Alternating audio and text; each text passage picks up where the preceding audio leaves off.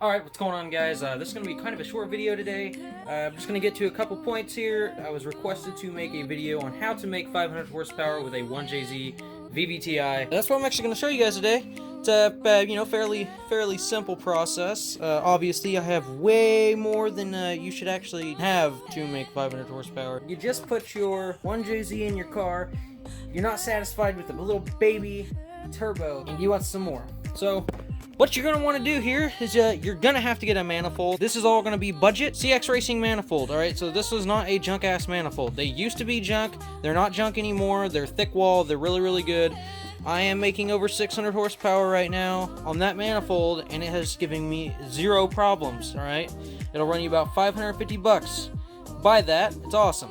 You're going to want a wastegate. It's called VSR. It's actually a really decent company. Their turbos have been proven, and their wastegates haven't been proven, and their wastegates are actually pretty cheap, and they're really good. So if you're going to get a good wastegate, I recommend that. And same with the turbo. They've got a fantastic lineup of turbos.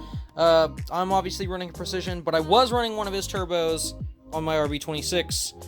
So, obviously, I'm not getting paid to say all this stuff, but his turbos are good. They're really nicely priced, and I'm going to end up upgrading to one whenever this turbo decides to give up on life. Right there, a good turbo you can get from him. I recommend a billet wheel. It's faster spool up and everything. Billet wheel will run you like 600 bucks for a nice T4 flange turbo, and the wastegate, I can't remember the prices, but yeah, it'll there's a nice whole turbo setup. Probably run you about $1,300, which is fantastic. You got yourself a turbo setup. The next thing you're gonna have to do, I got ECU Master, EMU, standalone. Buy it, okay? It's $7.99 or $8.99. I think it might be $8.99, but it's a full standalone, capable for whatever the hell you want to do on the JZ. It's what I'm running. I recommend it. I love the software on it. It's super user-friendly. I have had it on every single car. That ECU will run you about 900 bucks. Yeah, get yourself a little standalone plug-and-play harness. I can make them, or there's some other people that can make them, or you're just gonna get yourself a plug-and-play full engine harness. That'll run you like, well, 1,000 bucks for that. But I'm not saying to just go blow all your money right now and just start buying everything. You can do this over time and enjoy your car while you do it. Don't take your car apart and then start throwing stuff on there and then it's down for months and then you lose motivation. Do not do that. It's the worst thing to do. Try to tell people not to do that, and then they do it anyways, and they're really mad because they haven't driven it for 3 months. So, don't do that. The next thing after that is you're going to want to get yourself some injectors. 1000cc injectors is a very good beginner injector for 500 horsepower. You don't want to run pump gas anymore after this. You're going to want to be running E85, and 1000s will get you there.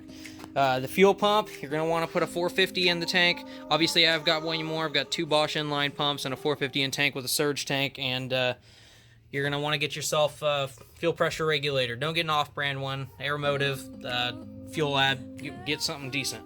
And then I'm sure you guys will have your intercooler already too. So that's almost the basis of it. You're going to have to upgrade your clutch too if it hasn't been done.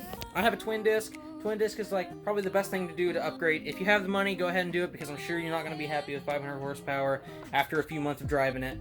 Some people will be, but since I drag race all the time, I need more because I want to get faster time. Yeah, well, after you start doing that, then you can start upgrading things to go faster. I don't have a 1JZ bottom end anymore, as you guys already know, but I was making this power on the 1JZ bottom end before this. So, people have been telling me they want to see this video, so I'm making it short, get straight to the point. If you guys have any questions, let me know. I'm trying to think if there's anything else that you probably will need. For the JZs, I highly recommend you guys get 2 electric fans that are extremely high CFM. I've got 2 Flexolite fans. They do the job. They keep me cool. If you guys have any questions, let me know in the comments below.